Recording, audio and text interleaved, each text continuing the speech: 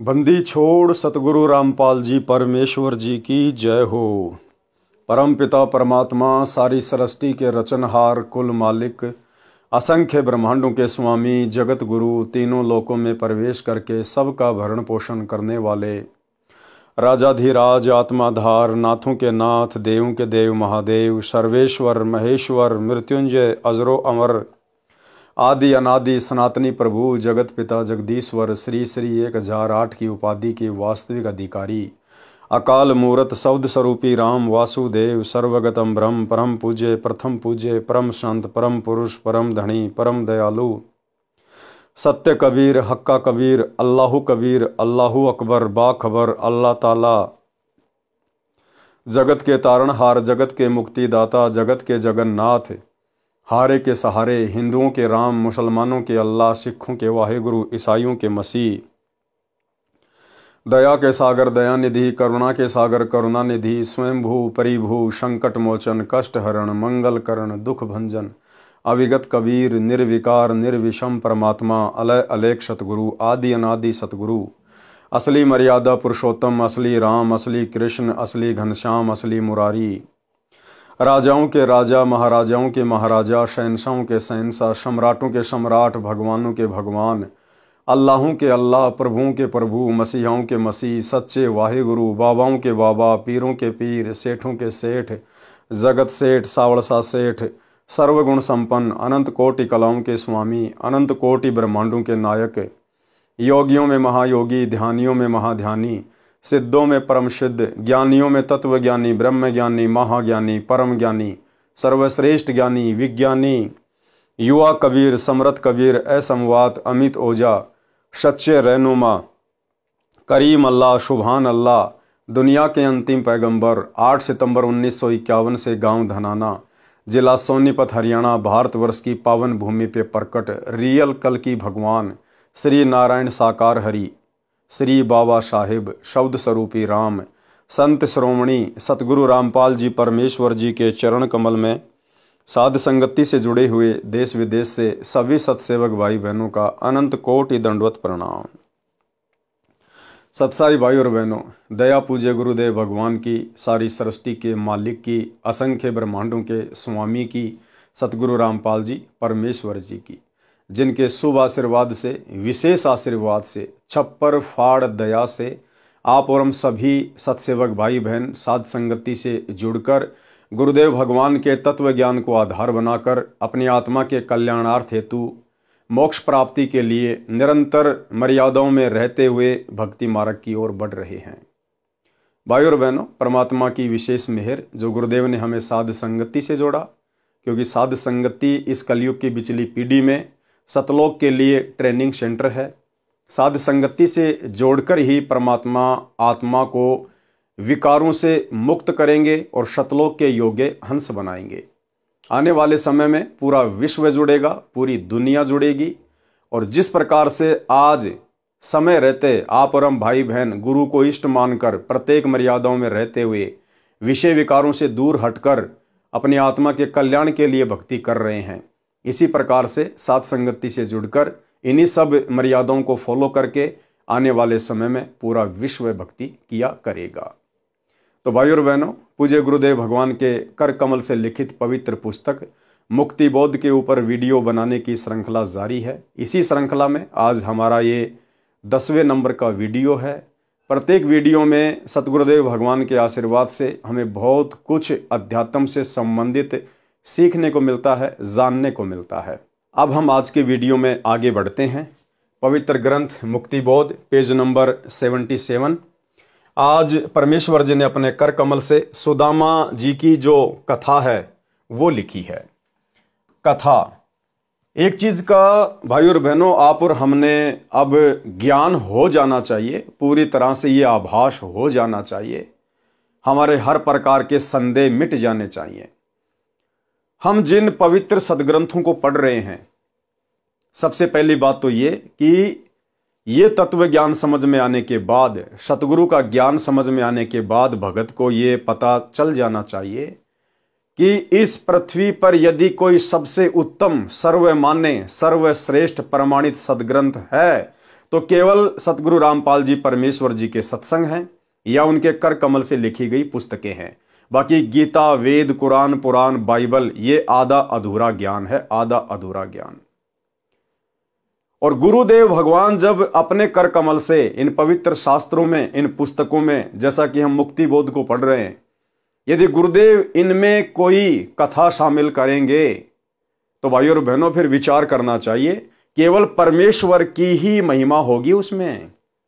भले जिक्र उसमें श्री रामचंद्र जी का आओ, जिक्र उसमें श्री कृष्ण और सुदामा का आओ, लेकिन गुरुदेव ने यदि उन कथाओं का जिक्र अपनी पवित्र पुस्तकों में कर दिया है तो फिर ये 100% परम सत्य है कि श्री कृष्ण जी के रूप में फिर वो लीला, वो अद्भुत कार्य, वो चमत्कार हमारे गुरुदेव भगवान ने ही किया है, कबीर परमात्मा ने ही किया है। यदि कहीं राम का जिक्र आ गया, किसी अन्य का जिक्र आ गया, ब्रह्मा विष्णु महेश का जिक्र आ गया, तो समझ लेना वो सारे अद्भुत कार्य, अद्भुत लीलाएं गुरुदेव भगवान ने स्वयं ही उन ब्रह्मा विष्णु महेश का रूप धारण करके की हैं। अन्यथा आप और हम भाई बहन, हमारी एक एक श्वास की कितनी कीमत है। गुरुदेव भगवान ने कितना वजन बताया भगत की एक एक श्वास का, कि कहता हूं कहीं जात हूं, कहूं बजाकर ढोल, श्वास जो खाली जात है ये 3 लोक का मोल। तो परमात्मा इन देवी देवताओं की झूठी महिमा करवा के हमारे श्वासें बर्बाद नहीं करवाएंगे। आप और हम भगत भाई बहनों को गुरुदेव भगवान ने इस कलयुग की बिचली पीढ़ी में पैदा केवल ब्रह्मा विष्णु महेश की, देवी देवताओं की, राम और श्री कृष्ण की महिमा के लिए नहीं किया। इसलिए गुरुदेव की पुस्तकों में यदि कहीं राम कृष्ण का जिक्र आता है, ब्रह्मा विष्णु महेश का जिक्र आता है, तो समझ लेना उनके रूप में वो अद्भुत लीलाएं स्वयं कबीर परमेश्वर सतगुरु रामपाल जी ने ही की है। तो आज हम जो कथा सुनने जा रहे हैं सुदामा और श्री कृष्ण जी की, तो श्री कृष्ण रूप में ही सुदामा जी के चरण स्वयं कबीर परमेश्वर सतगुरु रामपाल जी परमेश्वर जी ने धोए थे। आज हम आगे बढ़ते हैं। कथा सुदामा जी को धनी बनाया। किसने धनी बनाया सुदामा जी को? श्री कृष्ण जी तथा ब्राह्मण सुदामा जी सहपाठी थे, यानी दोनों साथ साथ पढ़ा करते थे। शिक्षा काल में दोनों की घनिष्ठ मित्रता थी। शिक्षा उपरांत श्री कृष्ण जी द्वारिका के राजा बने। सुदामा जी अपना पारंपरिक कार्य कर्म कांड करके यजमानी करने लगे। वे वास्तव में ब्राह्मण थे। ग्रंथों के ज्ञान के अनुसार अपने जीवन को चलाया करते थे, परंतु ऋषियों को ही ग्रंथों के गूढ़ रहस्यों का ज्ञान नहीं था। इस कारण से साधना, शास्त्र विधि त्याग कर मनमाना आचरण जो गुरुजनों ने बताया हुआ था वही किया करते थे, जिससे वर्तमान में कोई लाभ नहीं हो रहा था। श्री सुदामा जी की किसी यजमान को भ्रमित करके रुपए या अन्य पदार्थ नहीं लेते थे। केवल अपना व परिवार का भोजन तथा कपड़े यदि आवश्यकता हुई तो लेते थे। कुछ दिन कोई क्रियाकर्म करवाने वाला नहीं आया। एक समय ऐसा आया कि सुदामा जी के पास कोई ऐसा यजमान नहीं आया कर्मकांड करवाने वाला। भोजन की समस्या पूरे परिवार को हो गई। सुदामा जी की पत्नी ने कहा कि आपके 4 पुत्र छोटे छोटे हैं, भूख से बेहाल हैं। आप कहते हो कि द्वारिकाधीश श्री कृष्ण मेरे मित्र हैं, वे द्वारिका के राजा हैं, आप कुछ धन मांग लाओ। वे आपको मना नहीं करेंगे, क्योंकि आप कहते हो कि शिक्षा काल में वे आपके परम मित्र थे। वे आपके साथ घर आते थे और इकट्ठा खाना खाते थे। सुदामा जी ने कहा कि ब्राह्मण मांगता नहीं है। क्या कहा सुदामा जी ने? कि ब्राह्मण मांगता नहीं है। और गुरुदेव भगवान अपनी वाणी में कहते हैं कि मांगण मरण समान है, मत मांगो कोई भीख, और मांगण से मरना भला या सतगुरु की सीख। ये जो ब्राह्मण होता है, जो भगत होता है, वो कभी दुनिया के आगे हाथ नहीं फैलाएगा। यहां पर भाई और बहनों, मांगने के 2 अर्थ हैं। गुरुदेव ने जिस मांगने के लिए मना किया है कि वो ब्राह्मण का धर्म नहीं है, भगत का धर्म नहीं है, वो है भीख मांगना।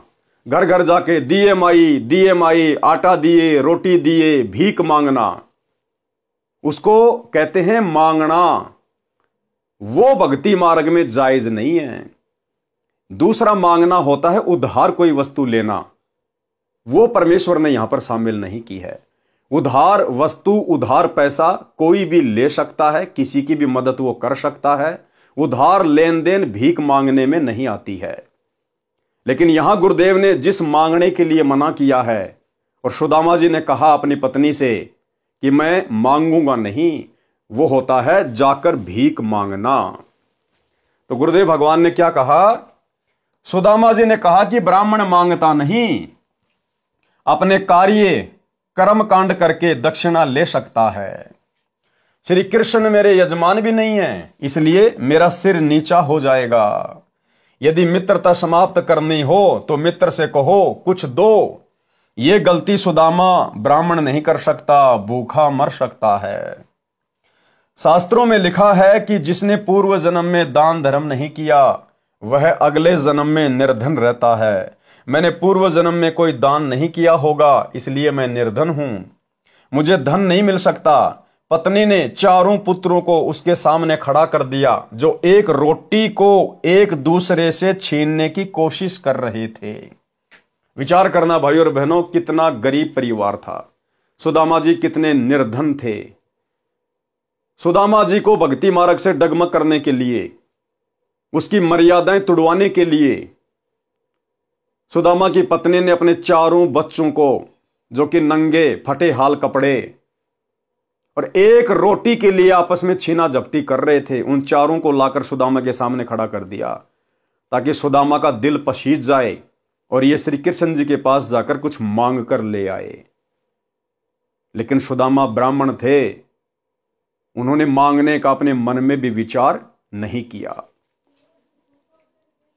पत्नी ने चारों पुत्रों को उसके सामने खड़ा कर दिया, जो एक रोटी को एक दूसरे से छीनने की कोशिश कर रहे थे, जो मिसरानी ने छुपा रखी थी, जो रात को बासी बची हुई थी, रोटी भी ताजा नहीं थी, रात का बनाया हुआ खाना, और सुदामा की पत्नी ने एक रोटी छुपा के रख दी थी।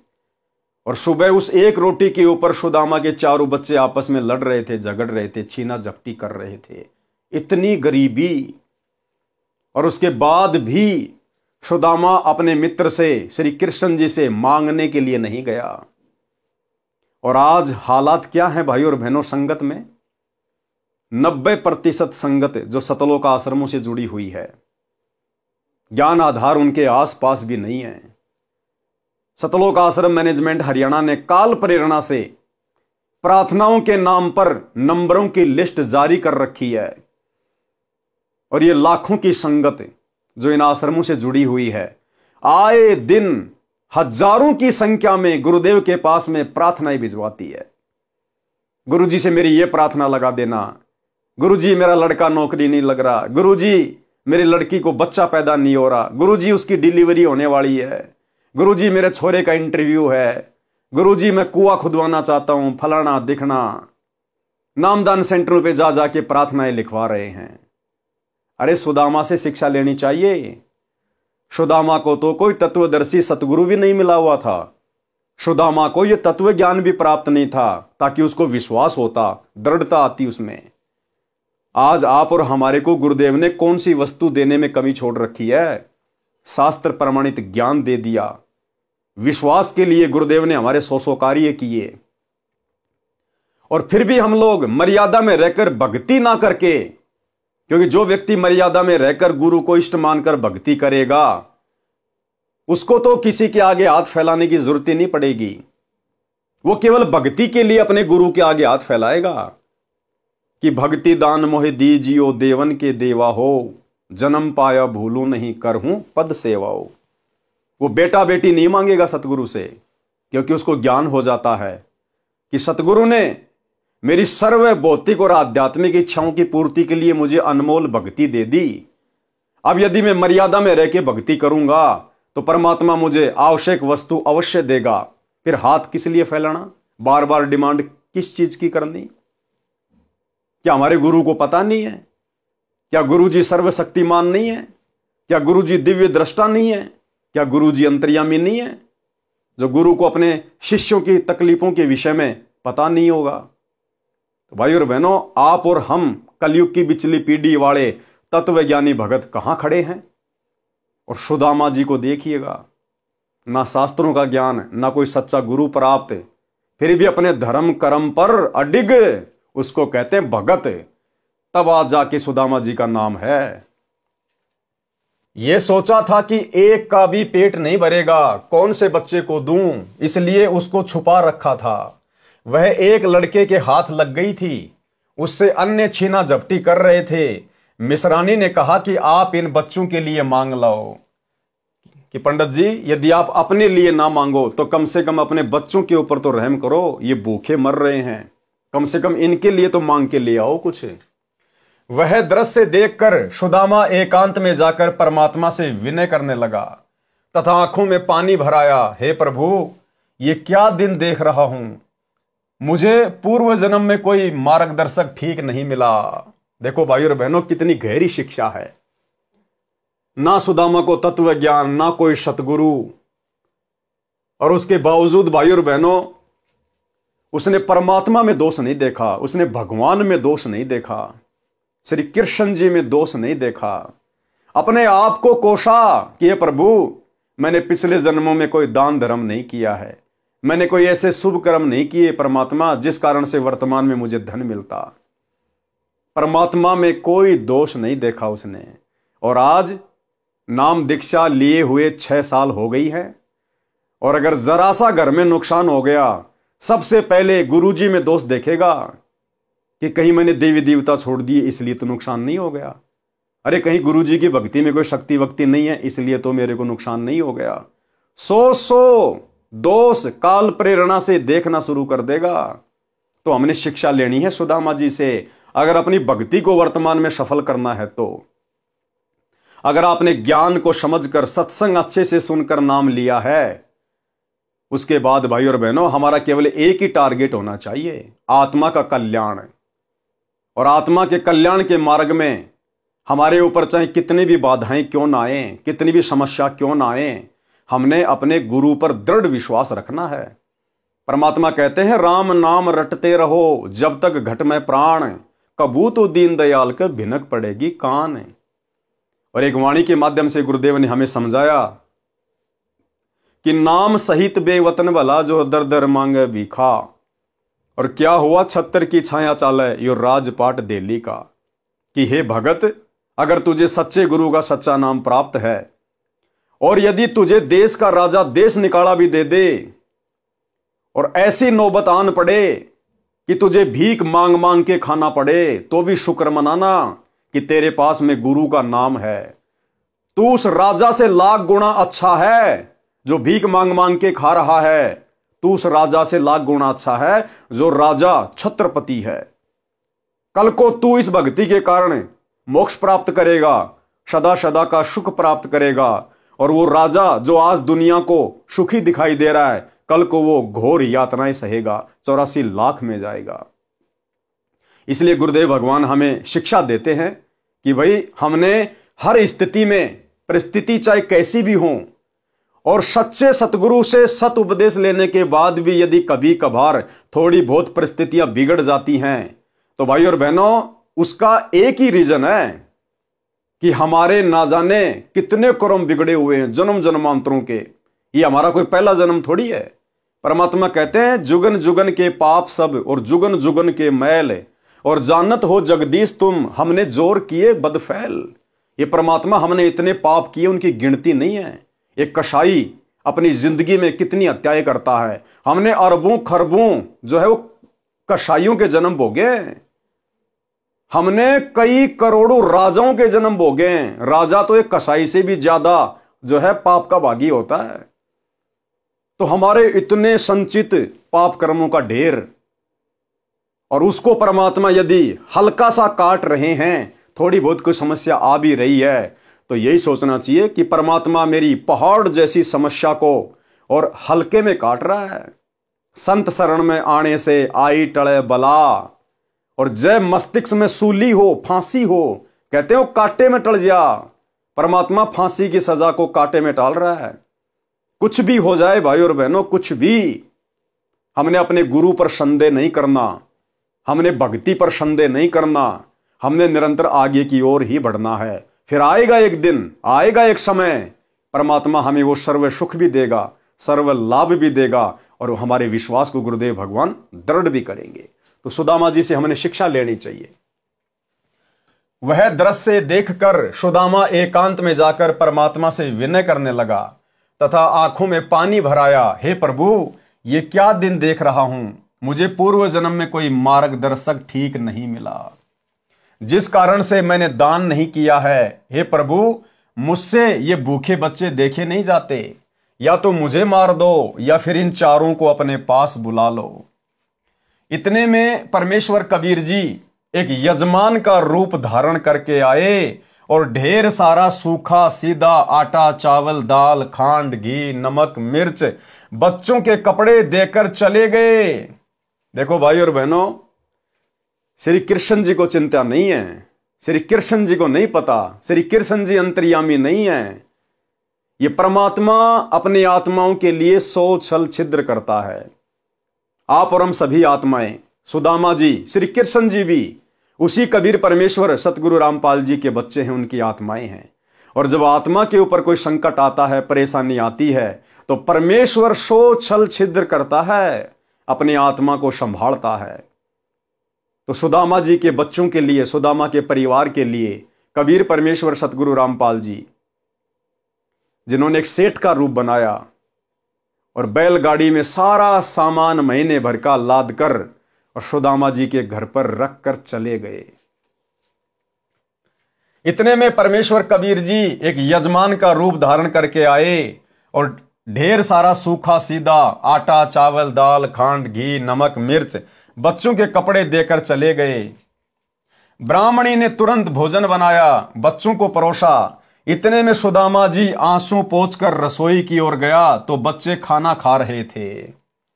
देखो, सुदामा जी परमात्मा से अर्ज कर रहे थे रो रो के कि ये परमात्मा, मैंने पिछले जन्म में ऐसा कोई दान धर्म नहीं किया, मैंने ऐसा कोई पुण्य नहीं किया मेरे मालिक, और ना मुझे हो सकता है ऐसा कोई मार्गदर्शक, कोई सतगुरु मिला जो मुझे सही प्रकार से दान धर्म करने की मुझे कोई विधि बताता। सुदामा जी एकांत में जाके रो रहे थे, अपने भाग्य को कोस रहे थे। उधर से परमात्मा कहते हैं, भाई और बहनों, जय हमरा भगत पछोड़ी होई तो हमरा नाम न लेवे कोई।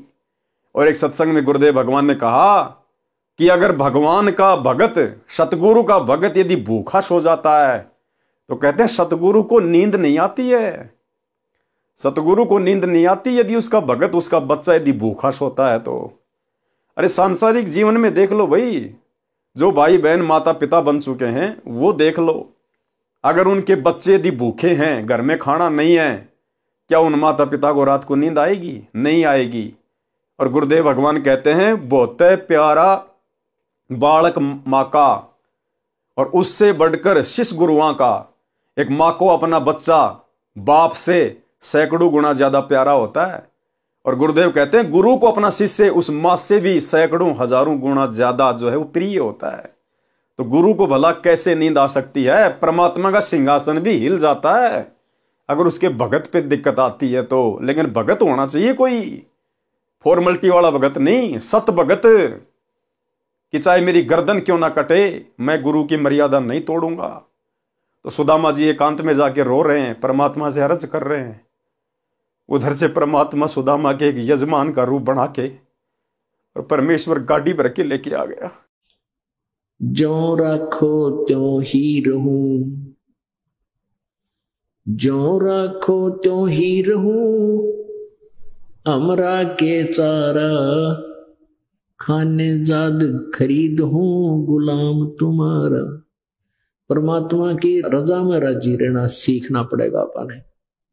परमात्मा चाहे किसी प्रकार भी आपको रखता है, चाहे भूखा रखता है, प्यासा रखता है, बाकी तो ये ऐसा नहीं होगा कि भूखा और प्यासा आपको रख ले भगवान, क्योंकि ये दयालु मालिक है।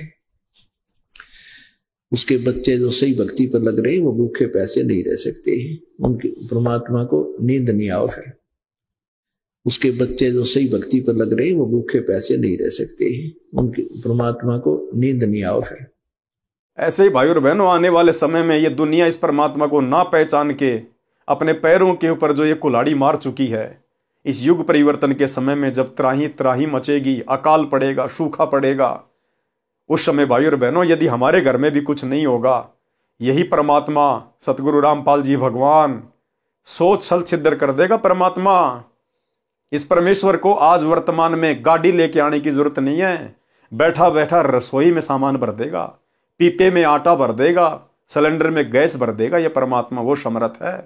छोटा सा संकेत जो गुरुदेव भगवान ने किया है कि जब आपके घर में 2 दाने नहीं होंगे, सुबह मटका भरा हुआ मिलेगा। मटका सुनिए, फिर भगवान व्यवस्था करेगा। आपके घर में 2 दाने होंगे, तड़के भरा पाओगा मटका, पिप्पा भरा पाओगा आटे का। इस तरह कर देगा दाता आपके लिए। लेकिन भक्ति करवाने के लिए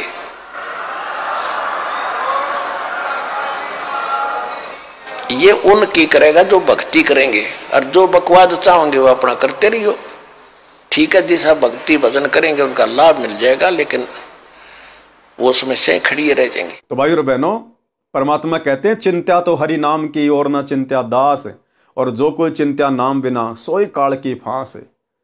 हम सत्सेवक भाई बहनों ने केवल चिंत्या एक ही बात की करनी है अब इस स्टेज पर आने के बाद, केवल मर्यादाओं की। भाई घर छूटो चाहे जग रूठो, चाहे रूठो ये संसारा हो, कौन सुनेगा फिर मेरी काल लोक में जब गुरु रूठ गया मेरा हो। और भाई और बहनों, जब भगत के ऊपर ऐसी परिस्थिति आती हैं, ऐसे हल्के पुल्के संकट आते हैं, तो समझ लेना कि वो गुरु परीक्षा ले रहा है। गुरु की नजर पल पल हमारे ऊपर है। थोड़ा बहुत कोई संकट देखकर ही तो गुरु देखेगा कि मेरे भगत के अंदर सील, संतोष, विवेक, दया, अक्षमा, इसके अंदर कुछ गुण विकसित हुए हैं या नहीं हुए हैं। मेरा भगत मेरे ऊपर दृढ़ विश्वास कर पा रहा है या नहीं कर पा रहा है, या खाली देखा देखी भक्ति कर रहा है। जैसे परमात्मा अपनी वाणी में कहते हैं, भक्ति भाव भादो नदी सबे चले गहराए, और सरिता सोए जानिए जो जेठ मास ठहराए। असली नदी वो है जो जेठ के महीने में, जून के महीने में, गर्मी के महीने में भी जो बहती रहे, असल में वो है नदी। तो भगवान सतगुरु अपने भक्तों को थोड़े बहुत कष्ट देकर, अपनी तरफ से परेशानियां देकर भी अपने भगत की परीक्षा लेता है। तो सुदामा जी ने परमेश्वर से एकांत में जाके रो रो के अर्ज की। उधर से परमपिता परमेश्वर जी आए और मालिक सारा सामान घर में रख के चले गए। इतने में परमेश्वर कबीर जी एक यजमान का रूप धारण करके आए और ढेर सारा सूखा सीधा आटा, चावल, दाल, खांड, घी, नमक, मिर्च बच्चों के कपड़े देकर चले गए। ब्राह्मणी ने तुरंत भोजन बनाया, बच्चों को परोसा। इतने में सुदामा जी आंसू पोंछकर रसोई की ओर गया तो बच्चे खाना खा रहे थे। पूछने पर पता चला कि कोई भगत आया था। कौन भगत आता था भाई और बहनों? गरीब की मदद कौन करता है? गरीब की मदद तो केवल गरीब निवाज करता है, भगत की मदद केवल सतगुरु करता है। पूछने पर पता चला कि कोई भगत आया था, वह सामान दान कर गया है। सुदामा जी ने पूछा कि क्या नाम बताया था? पत्नी ने कहा कि दामोदर नाम बताया था। दामोदर अपने आप को छुपाया परमात्मा ने, जैसे आज छुपा रहे हैं अपने आप को। संत रामपाल जी के नाम से आ गए कबीर परमात्मा। पत्नी ने कहा कि दामोदर नाम बताया था। सुदामा जी ने अपने दिमाग पर जोर दिया तो कोई भी दामोदर नाम का यजमान उनका नहीं था, कि भाई मेरा तो कोई दामोदर नाम का कोई यजमान है ही नहीं, भला कौन दे गया। उस नाम का कोई भी व्यक्ति नगरी में नहीं था। उस दिन के अतिरिक्त 3 दिन का राशन पूरे परिवार का था। 3 दिन का राशन रख गए परमात्मा पूरा। 3 दिन का क्यों रखा? मालिक ने आगे भी सोच रखा था कि आगे मैं किस विधि से इन बच्चों का पालन पोषण करूंगा। उस दिन के अतिरिक्त 3 दिन का राशन पूरे परिवार का था। पत्नी ने फिर आग्रह किया कि आप श्री कृष्ण जी से कुछ मांग कर ले आओ, तो सुदामा ने हाँ कर दी। देखो भाई और बहन, हम लोग ऐसे मार खा जाते हैं, ऐसे मार खा गया सुदामा। उधर जाके जब वो भगवान से अरदास कर रहा था तो परमात्मा पीछे से यजमान का रूप बना के सब कुछ रख के चले गए। लेकिन सुदामा का धैर्य फिर जवाब दे गया पत्नी के बार बार कहने से, और फिर सुदामा ने हाँ कर दी कि ठीक है मैं जाता हूं। लेकिन मन में फिर भी यही था कि मांगूंगा कुछ नहीं, अगर नहीं जाऊंगा तो ये घर में झगड़ा करेगी, इससे अच्छा है चलो मैं जाके आ जाता हूं।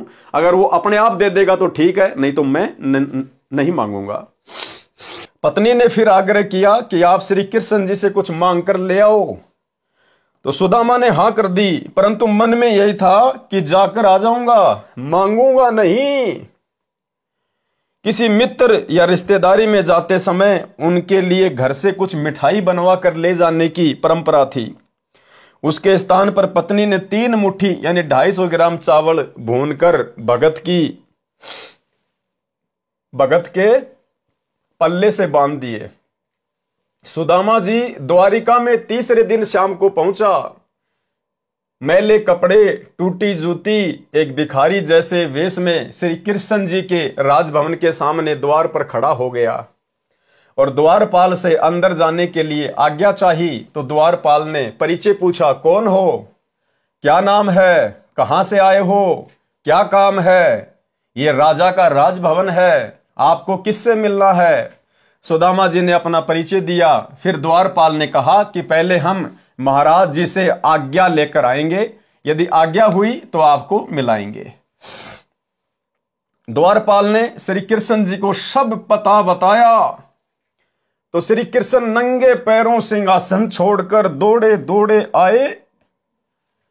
श्री कृष्ण भाई और बहनों, राजा था, राजा में अहंकार होता है, राजा में मान बढ़ाई होती है। राजा अपने एक मैले कुचैले गरीब से भगत के लिए नंगे पैर दौड़कर नहीं आता कभी भी। राजा को सौ टेंशन हो जाएगी, लोग क्या कहेंगे, दुनिया क्या कहेगी। वो परमपिता परमेश्वर, सारी सृष्टि का राजा कबीर भगवान सतगुरु रामपाल जी उस समय श्री कृष्ण जी के रूप में सिंहासन पर विराजमान थे और मालिक को मालूम था कि मेरा बच्चा आ रहा है। और भगवान का बच्चा और 3 लोक के देवताओं के आगे हाथ फैलाए, ये भगवान सहन नहीं कर सकता। इसलिए परमात्मा सतगुरु रामपाल जी स्वयं श्री कृष्ण रूप बनाकर सिंहासन पर जाकर बैठ गए। और जैसे ही सुदामा का नाम सुना, तुरंत नंगे पैर दौड़ लिए परमात्मा। ये परमेश्वर अपनी आत्माओं से इतना प्रेम करते हैं और आप और हम आज भी इनको नहीं पहचान पा रहे। आज हमारे लिए 21 महीने की 2006 में जेल, 2014 से 10 साल से जेल। भाई और बहनों, आम संत होता तो फांसी खा के मर जाता, फांसी खा के। परमार्थ के लिए निस्वार्थ भाव से इतना संघर्ष धरती पे कोई नहीं कर सकता। केवल एक बाप अपने बच्चों के लिए कर सकता है, परमात्मा अपनी आत्माओं के लिए ही कर सकता है। तो परमेश्वर दौड़ लिए। द्वारपाल ने श्री कृष्ण जी को सब पता बताया। तो श्री कृष्ण जी नंगे पैरों सिंहासन छोड़कर दौड़े दौड़े आए और मैले धूल भरे कपड़ों समेत सुदामा जी को गले से लगा लिया और सिंहासन पर बैठा दिया, अपने सिंहासन पर बैठा दिया परमेश्वर ने। फिर अपने हाथों सुदामा जी के पैर धोए। भाई और बहनों, आज हमें अपने गुरुदेव के चरणामृत को बनाने के लिए उनके चरण धोने में शर्म आ रही है। और यहां परमात्मा ने अपनी आत्मा को सिंहासन पर बैठा कर उनके पैर धोए गरम गरम पानी से परमेश्वर जी ने। फिर अपने हाथों सुदामा जी के पैर धोए, नहाया, नए कपड़े पहनाए, कई प्रकार का भोजन बनवाया। खाने के लिए जो चावल सुदामा जी लाए थे उनको बड़ी रुचि के साथ श्री कृष्ण जी ने खाया। भाई और बहनों, बहुत गहरी शिक्षा है, ध्यान रखना। सुदामा जी की पत्नी ने, मिश्रानी ने जो 250 ग्राम चावल, 3 मुट्ठी चावल जो दिए थे भून के, परमेश्वर ने, सतगुरु रामपाल जी भगवान ने बड़े प्रेम के साथ में खाए, बड़े आनंद के साथ में खाए। सुदामा जी के चावल का भोग लगाया परमात्मा ने। सुदामा जी के खाने के लिए कई प्लेटों में हलवा, खीर, कई सब्जी रोटी सामने रख दी। सुदामा जी को अपने घर का दृश्य याद आया कि आज शाम का खाना घर पर नहीं है, बच्चे भूखे बैठे हैं, रो रहे होंगे, माँ रोटी रोटी कह रहे होंगे, मैं ये पकवान कैसे खाऊं? यदि नहीं खाऊंगा तो श्री कृष्ण जी को पता चलेगा कि मैं कुछ नहीं मांगने आया हूं। इसलिए एक टुकड़ा लेकर धीरे धीरे खाने लगा, उंगलियों को बार बार मुख में चाटकर समय बिताने लगा। परंतु श्री कृष्ण की दृष्टि तो मित्र के मुख कमल पर थी। परमेश्वर कबीर देव सतगुरु रामपाल जी की दृष्टि तो अपने भगत के मुख कमल के ऊपर थी। और ना होती तो भी कोई बड़ी बात नहीं भाई और बहनों, ये मालिक तो अंतर्यामी है। सब हाव भाव देख रहे थे, कहा खा ले यार सुदामा, क्यों उंगली चाटे जा रहा है। सुदामा जी ने 2 रोटी खाई तथा खीर हलवा नाम मात्र खाया और हाथ धोकर बैठ गया। श्री कृष्ण जी ने पूछा कि बच्चे तथा भाभी जी कुशल हैं, निर्वाह ठीक चल रहा है। सुदामा जी ने कहा, अब देखो भाई और बहनों क्या कहा, आप और हमें शिक्षा लेनी चाहिए कि भगत का स्वभाव कैसा होना चाहिए। सुदामा जी कितने फटे हाल, कितने निर्धन, कितने गरीब, खुद ने पेट भर के भोजन नहीं खाया, बार बार चिंता उसको अपने बच्चों की सता रही थी कि घर में आज भोजन नहीं है, बच्चे भला क्या खा रहे होंगे। लेकिन जब भगवान ने पूछा, जब श्री कृष्ण जी ने पूछा कि बच्चे तथा भाभी जी कुशल हैं, निर्वाह ठीक चल रहा है, सुदामा जी ने कहा कि तेरी दया से है भगवान हमको सुख सारा, किसी वस्तु की कमी नहीं, मेरा ठीक गुजारा। कि ये परमात्मा आपके रहते सहते, ऐसे मित्र के रहते सहते भला आपके सुदामा को, आपके भगत को, आपके मित्र को क्या कमी हो सकती है परमात्मा। और आज गुरु जी के पास में प्रार्थनाओं पे प्रार्थना, प्रार्थनाओं पे प्रार्थना, सिर्फ मांगे जा रहे हैं, भक्ति कोई नहीं करता मर्यादा में रह के, सिर्फ हाथ फैलाए जा रहे हैं। तेरी दया से है भगवान हमको सुख सारा, किसी वस्तु की कमी नहीं, मेरा ठीक गुजारा। श्री कृष्ण जी तो समझ चुके थे कि ये मर जाएगा पर मांगेगा नहीं। उसी समय सुदामा जी को दूसरे कमरे में विश्राम के लिए निवेदन किया और राज दरबार में जाकर विश्वकर्मा जी को बुलाया, जो मुख्य इंजीनियर था, तथा सुदामा जी का पूरा पता लिखाकर उसका सुंदर महल बनाने का आदेश दिया। इस कबीर परमेश्वर जी को कोई आवश्यकता नहीं है किसी इंजीनियर को बुलाने की, ये खुद ही इंजीनियर है जिन्होंने पूरी कायनात को रचा है। इस परमेश्वर ने खुद ही सारा खेल खेला और सुदामा जी का महल बना दिया, तथा कहा कि लाखों रुपए का धन ले जा, जो भगत के घर रखाना, ये कार्य 1 सप्ताह में होना चाहिए। विश्वकर्मा जी ने 6 दिन में कार्य संपूर्ण करके रिपोर्ट दे दी। सुदामा जी प्रतिदिन चलने के लिए कहते तो श्री कृष्ण जी विशेष विनय करके रोके रहे। 7वें दिन सुदामा चल पड़ा, नए बहुमूल्य कपड़े पहने हुए थे। रास्ते में सोचता हुआ आ रहा था कि श्री कृष्ण मेरे से पूछ रहा था कि किसी वस्तु का अभाव तो नहीं है। क्या उसको दिखाई नहीं दे रहा था कि मेरा क्या हाल है? वही बात सही हुई कि मित्रता समान हैसियत वालों की निभती है। सुदामा जी के मन में दोष आ गया। अंत में परमेश्वर जी ने सुदामा जी को विदा कर दिया और बढ़िया बढ़िया सुंदर सुंदर जो है कपड़े उनको पहना दिए। अब भाई और बहनों, सुदामा के मन में ये कि देख चलते समय और मेरी हालत को देखकर, और मुझे कुछ दान धर्म तक नहीं दिया कि भाई तू ले जा, 1000 रुपए ले जा, लाख रुपए ले जा, ये सामान ले जा। भाई वो तो राजा था, कुछ भी दे सकता था, लेकिन देख मुझे कुछ नहीं दिया। और फिर मन ही मन में सोचने लगा कि लोग ठीक कहते हैं, मित्रता अपनी समान हैसियत वाले के साथ में ही होनी चाहिए, गरीब की अमीर की मित्रता नहीं होती है। और फिर मुझसे पूछ रहा है कि घर में कोई कमी तो नहीं है, क्या उसको दिखाई नहीं दे रहा था? मेरे फटे पुराने कपड़े, मेरा मैला कुचैला शरीर, क्या उसको दिखाई नहीं दे रहा था कि मैं कितना सुखी हूं और मैं कितना दुखी हूं? फिर भी मेरे से कह रहा है कि सब ठीक ठाक है ना। इतना दोष सुदामा जी के मन में श्री कृष्ण जी के प्रति आ गया। आप और हमारे लिए शिक्षा है भाई और बहनों, आप और हमारे लिए। अब सुदामा को नहीं पता था इस बात का कि तेरे वहां से निकलने से पहले ही परमात्मा ने विश्वकर्मा को आदेश देकर और तेरे घर को धन धान्य से भरपूर करने का आदेश दे दिया, तेरा महल बनवाने का आदेश दे दिया। भगवान की प्रोसीजर उसी समय शुरू हो चुकी थी, लेकिन हम ठहरे जीव। सुदामा के मन में दोष आ गया। इसी प्रकार भाई और बहनों, इस परमेश्वर की क्या मर्जी होती है, क्या इसकी प्रक्रिया चल रही है, आप और हम 2 कोटि के जीव हैं, हम नहीं समझ सकते। हमने दीक्षा ले ली, यदि ज्ञान समझ में आ गया तो हमने केवल दृढ़ विश्वास के साथ निरंतर आगे बढ़ना है।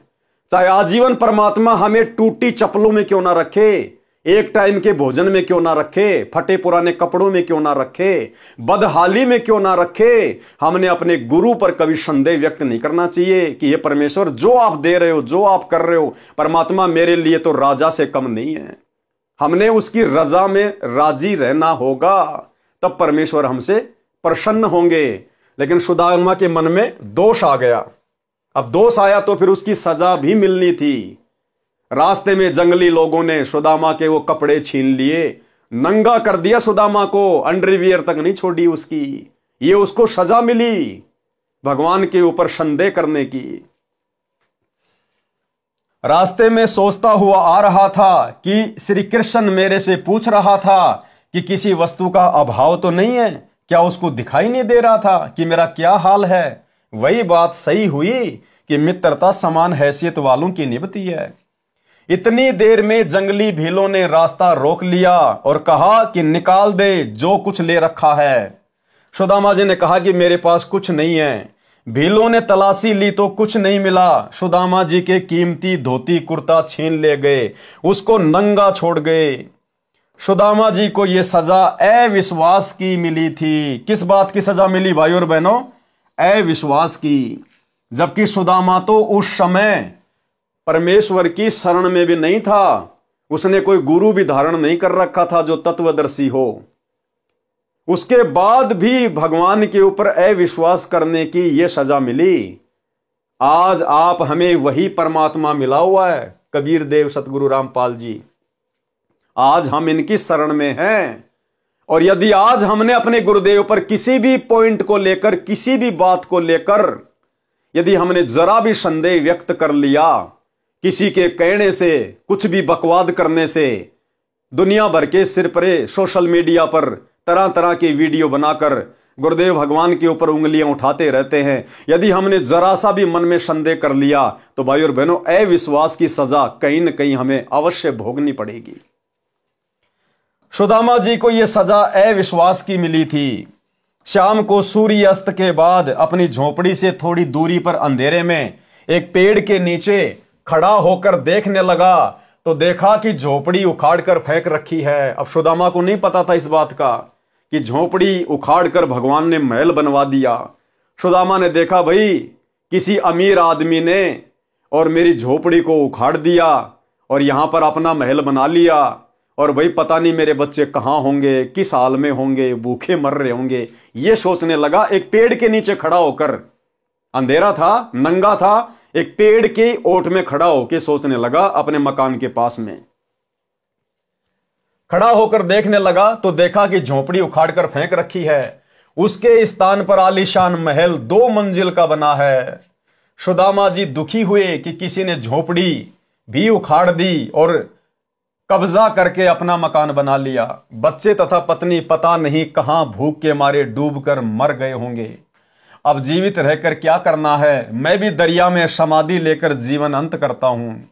यदि परिवार जीवित भी होगा तो भूख के मारे तड़फ रहा होगा, मेरे से देखा नहीं जाएगा। वहां से चलने वाला था, उसकी पत्नी महल पर खड़ी होकर अपने पति के आने की बाट देख रही थी।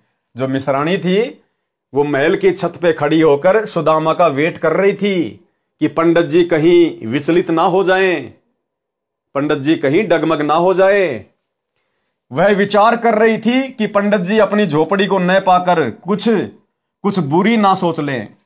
इसलिए द्वारिका के रास्ते पर टकटकी लगाए खड़ी थी। उसने उसी समय एक व्यक्ति अंधेरे में खड़ा महसूस हुआ। पंडिताइन ने देखा कि एक व्यक्ति सामने अंधेरे में खड़ा है। मिश्राणी शीघ्रता से दीपक लेकर उस ओर चली। सुदामा जी पेड़ की ओट में होकर देखने लगा कि यह स्त्री कौन है, दीपक लेकर कहां जाएगी। दीपक की रोशनी में सुदामा ने अपनी पत्नी को पहचान लिया, परंतु महल से आई है, यह क्या माजरा है। सुदामा जी ने कहा कि दीपक बुझाओ, मैं नंगा हूं। रास्ते में भीलों ने मेरे वस्त्र छीन लिए जो श्री कृष्ण जी ने नए बहुत कीमती बनवाए थे। पंडितानी ने दीपक बुझा दिया। सुदामा ने पूछा कि यह महल किसने बना दिया, अपनी झोपड़ी किसने उखाड़ दी। आपकी कृपा से सब कुशल है, किसी वस्तु की कमी नहीं है, निर्वाह ठीक चल रहा है। भाई और बहनों, विचार करने की बात है, गहरी शिक्षा है। जिस समय परमेश्वर जी ने सुदामा से पूछा, हालचाल पूछा कि गुजारा ठीक चल रहा है, घर पर सब ठीक ठाक हैं, बच्चे कुशल मंगल हैं, यदि सुदामा जी उस समय आप और हम जैसे 2 कोड़ी के कलयुगी बिचली पीढ़ी वाले भक्तों की तरह नादानी दिखा देता और रोने लग जाता कि ये परमात्मा, मैं तो बहुत गरीब हूं, मेरे बच्चे भूखे हैं, एक रोटी के लिए तड़प रहे हैं, रो रहे हैं, अगर सुदामा यदि गिड़गिड़ाना शुरू कर देता उस समय, भाई और बहनों, परमात्मा सुदामा पूरी नहीं रचता, परमात्मा महल नहीं बनवाता। उसकी गिड़गिड़ाहट को देखकर एक बैलगाड़ी सामान की भर के भेज देता, इससे ज्यादा नहीं देता परमात्मा। लेकिन भगत ने दृढ़ता दिखाई, भगत ने दृढ़ता दिखाई कि भगवान आपके दया से सब कुछ कुशल मंगल है, आपके रहते सहते भला आपके मित्र को क्या हो सकता है। तब परमेश्वर प्रसन्न हुए और आज ये दास जाया करता था 2013 में, जब दास ने दीक्षा ली गुरुदेव भगवान से, उन्हीं के आशीर्वाद से, तो जब दर्शनों के लिए गुरुदेव भगवान के पास लाइन लगा के जाया करते थे, तो भाई और बहनों, 100 में से 90 भगत केवल अपने दुख, अपनी प्रार्थना किया करते थे। गुरुजी ये समस्या है, गुरुजी ये हो गया, गुरुजी वो हो गया, सिर्फ अपने दुखों के लिए रोना धोना, सिर्फ अपने दुखों के लिए रोना धोना। और यहां सुदामा जी क्या कर रहे हैं, देख लो। अरे सच्चे सतगुरु अंतर्यामी भगवान के आगे दुखों के लिए नहीं रोया जाता। इस कलयुग की बिचली पीढ़ी में वो महामूर्ख मंद बुद्धि भगत होगा जो सतगुरु के आगे दुखों को लेकर रोएगा। दुखों के लेकर वो रोएगा जिसको ज्ञान नहीं होगा, जिसको सतगुरु अंतर्यामी नजर नहीं आएगा, जिसको सतगुरु कबीर परमेश्वर नजर नहीं आएगा। अन्यथा गुरु ने हमें वो जड़ी बूटी दे दी, वो साधना दे दी, अगर हम मर्यादा में रहकर इसका जाप करेंगे, परमेश्वर बिना मांगे देगा, बिना मांगे। मैंने भी कह दिया था कि आपकी कृपा से सब कुशल है, किसी वस्तु की कमी नहीं है, निर्वाह ठीक चल रहा है। पत्नी ने कहा कि आप कहां मांगने वाले हो, वे तो अंतर्यामी हैं, सब जान गए थे। सुदामा जी ने कहा कि सब जान गए थे, इसलिए तो मेरे वस्त्र भी छिनवा दिए कि अंतर्यामी थे, और वो मेरे मन की बात को जान गए कि रास्ते में आते समय मैंने उनके प्रति क्या क्या घटिया विचार अपने अंदर पैदा किए थे। अंतर्यामी थे तभी तो मेरे कपड़े भी छिनवा दिए। मैं विचार करता जा रहा था कि देखा, मित्र मेरे से पूछ रहा था कि सब ठीक तो है, किसी वस्तु की कमी तो नहीं है। मैं सोच रहा था कि क्या उसको मेरी दशा देखकर यह नहीं पता था कि यह दशा क्या ठीक ठाक की होती है। ठीक ही कहा है कि मित्रता तो समान हैसियत वालों की निभती है। मैंने तो इतना विचार ही किया था कि उसी समय मेरे वस्त्र भी लूट लिए गए। तब मिश्रानी ने कहा कि आपकी परीक्षा ली थी, परंतु आप यहां पर चूक गए। क्या कहा मिश्रानी ने कि ये आपकी परीक्षा ली थी भगवान ने और आप यहां पर चूक गए।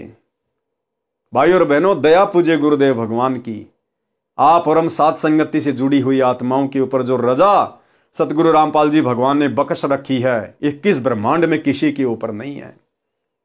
पिछले 10 वर्षों से आप और हम भगत भाई बहनों ने कोई प्रार्थना हिसार जेल में नहीं लगाई।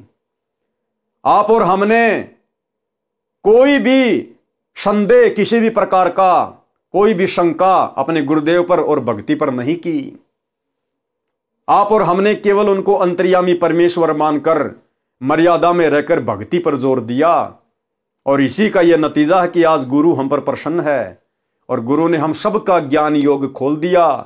क्योंकि ये ज्ञान योग खुले बिना हमें गुरु में कभी भी इष्ट नजर नहीं आ सकता, कबीर भगवान नजर नहीं आ सकता।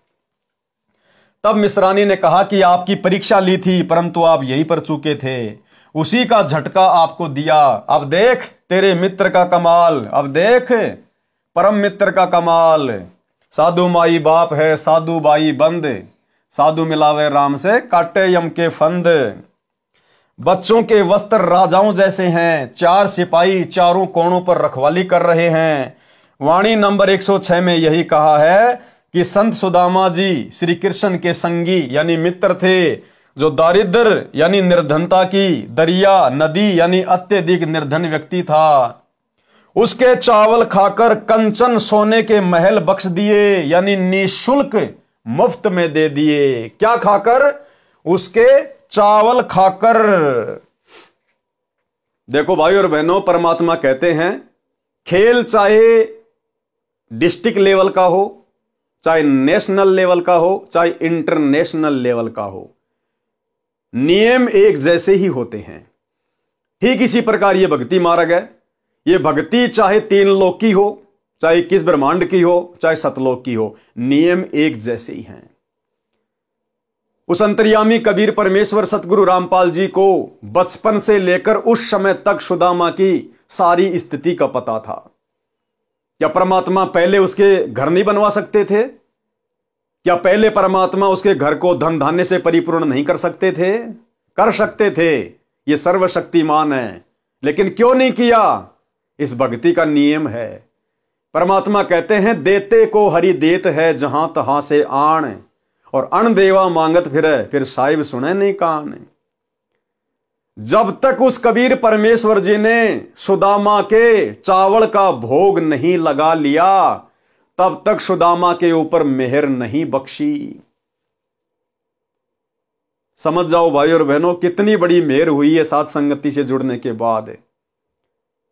आज इस पूरे 21 ब्रह्मांड में यदि उस कबीर परमेश्वर को कोई इष्ट मानकर गीता अध्याय 3 श्लोक नंबर 13 के अनुसार निस्वार्थ भाव से अपनी आत्मा के कल्याण के लिए, गुरु को प्रसन्न करने के लिए यदि कोई उन्हें भोग लगा रहा है भंडारे का, भोग की आरती के साथ, अन्नदेव की आरती तो पूरी संगति करती है, लेकिन परमेश्वर को, कबीर देव को, सतगुरु रामपाल जी भगवान को भोग की आरती के साथ में भोग लगता है, भोग की आरती के साथ में।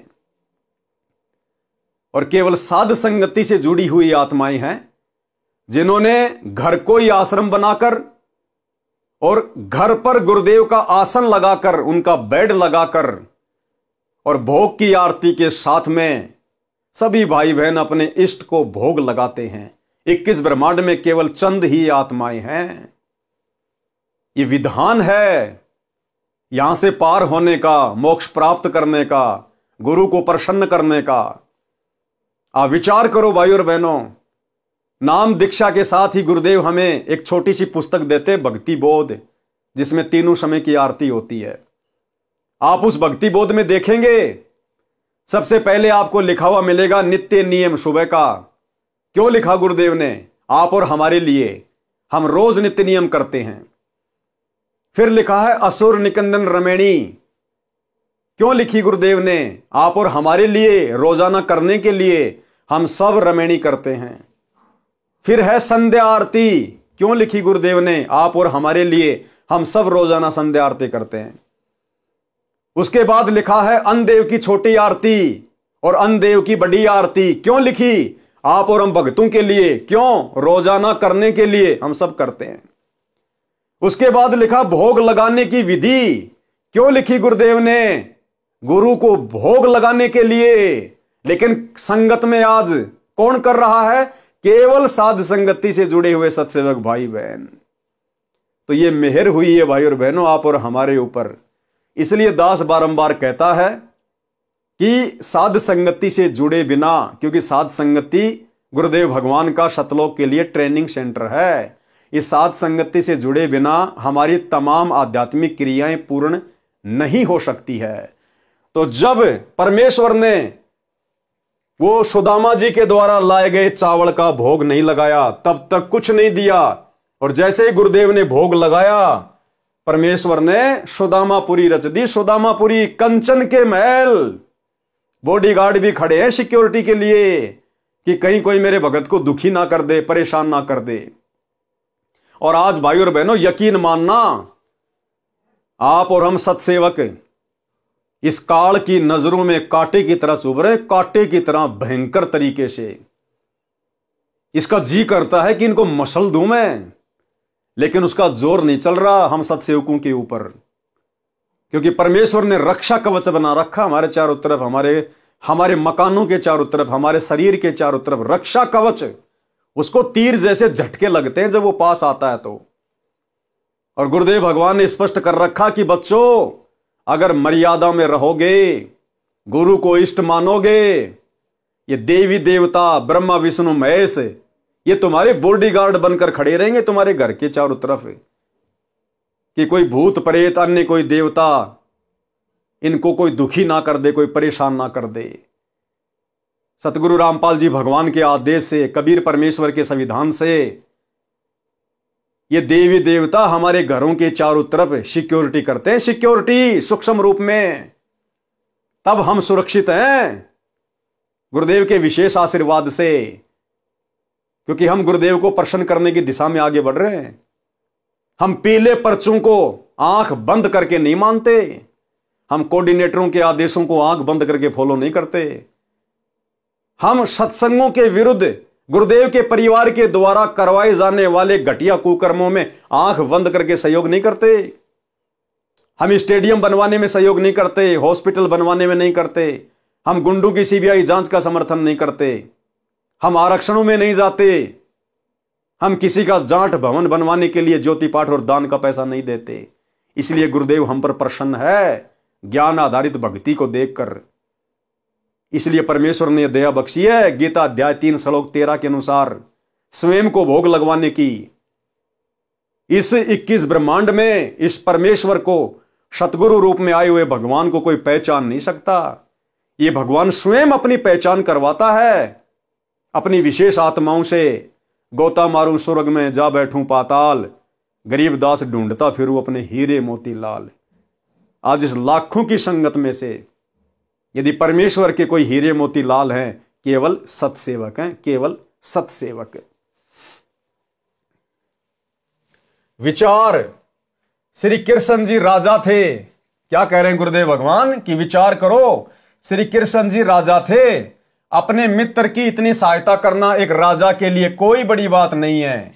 इतनी सहायता तो एक स्टेट का मंत्री अपने मित्र की आसानी से कर सकता है। परमेश्वर कबीर जी ने एक अति निर्धन मुसलमान लुहार तैमूर लंग की एक रोटी खाकर 7 पीढ़ी का राज्य बख्श दिया था। उसी जीवन में तैमूर लंग राजा बना जिसका राज्य विशाल था। दिल्ली की राजधानी पर उसने अपना प्रतिनिधि छोड़ा था। उसकी मृत्यु के उपरांत कुछ समय दिल्ली की गद्दी पर अन्य ने कब्जा कर लिया था। फिर तैमूर लंग के परपोत्र बाबर ने सन 1526 में लोधी वंश के इब्राहिम लोधी को पानीपत की पहली लड़ाई में हराकर दिल्ली पर कब्जा कर लिया। बाबर से औरंगजेब तक 6 पीढ़ी तथा प्रथम तैमूर लंग, इस प्रकार कुल 7 पीढ़ी का राज्य परमेश्वर कबीर जी ने तैमूर लंग को दे दिया। अब यहां गुरुदेव भगवान ने अपनी समर्थता बताई है, कबीर भगवान की यानी अपनी स्वयं की समर्थता बताई है। हालांकि सुदामापुरी रचने वाले भी कबीर भगवान ही थे, लेकिन सांसारिक लोगों को समझाने की दृष्टि से गुरुदेव यहां कह रहे हैं कि विचार करो कि श्री कृष्ण जी ने सुदामापुरी अगर वो रच भी दी, धन धान भी दे दिया, तो क्या दे दिया। इतनी सहायता तो एक मंत्री भी अपने मित्र की आसानी से कर सकता है। और फिर कह रहे हैं देखो परमात्मा की समर्थता। तैमूर लंग की एक रोटी खाई थी कबीर भगवान ने, एक रोटी, और 7 पीढ़ी का राज दे दिया। 7 पीढ़ी का, तैमूर लंग से लेकर औरंगजेब तक, बाबर, हुमायूं, ये सारे के सारे एक रोटी खाकर। तो उस परमेश्वर की समर्थता के आगे श्री कृष्ण जी ने भला अपने मित्र सुदामा की क्या सहायता कर दी, उसके आगे तो ऊंट के मुंह में जीरे के बराबर भी नहीं किया। तो भाइयों और बहनों, हर प्रकार से ये परमेश्वर समर्थ है, सभी आत्माओं का साथी है। इन छोटे मोटे अवतारों के रूप में भी सारा कार्य अपनी आत्माओं का ये परमेश्वर ही सिद्ध करता है। नंबर 1, तैमूर लंग जिसकी परमात्मा ने एक रोटी खाई थी, जिसके बदले 7 पीढ़ी का राज दिया था। सबसे पहले तैमूर लंग ने राज्य किया। दूसरे नंबर पर बाबर, तीसरे पर हुमायूं पुत्र बाबर, चौथे नंबर पर अकबर पुत्र हुमायूं, 5वें नंबर पर जहांगीर पुत्र अकबर, 6ठे नंबर पर शाहजहां पुत्र जहांगीर, 7वें नंबर पर औरंगजेब पुत्र शाहजहां। और उसके बाद में दिल्ली का साम्राज्य टुकड़ों में बंटना शुरू हो गया था। सन 1526 से 1707 तक बाबर से लेकर औरंगजेब ने दिल्ली का राज्य किया। विशेष भिन्नता, जन्म मरण का कष्ट न श्री कृष्ण का समाप्त है न सुदामा का हुआ, दोनों ही आगे के जन्मों में अन्य प्राणियों के शरीरों में जाएंगे। और तैमूरलंग की एक रोटी खाकर भगवान ने 7 पीढ़ी का राज तो दिया ही दिया, साथ में परमात्मा ने मोक्ष का अधिकारी भी बना दिया। तैमूर को 7 पीढ़ी का राज्य भी मिला और मोक्ष भी मिला। सहायता में इतना अंतर समझें, जैसे सहायता तो स्टेट का मंत्री करे, दूसरा देश का प्रधानमंत्री करे, दोनों के सहायता करने में रात और दिन का अंतर होता है। कबीर जी यानी सत्य पुरुष को प्रधानमंत्री जानो और श्री कृष्ण जी श्री विष्णु जी को प्रांत का मंत्री जानो।